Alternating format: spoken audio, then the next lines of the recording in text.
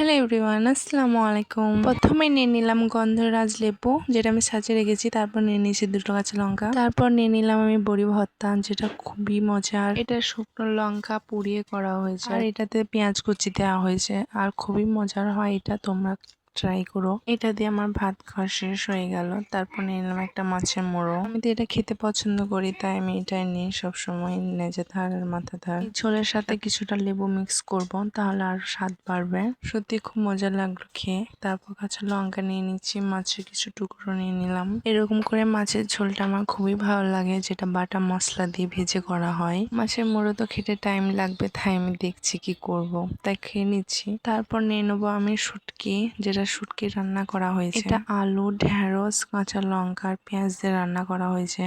লাস্টে ধনে পাতাও দিয়েছিলাম, খুব স্বাদ হয়েছে। এটা ভালো করে আমি ভাতের সাথে চটকে নিলাম, সত্যি খুবই স্বাদ। তার সাথে লেবু মিক্স করে নিচ্ছি।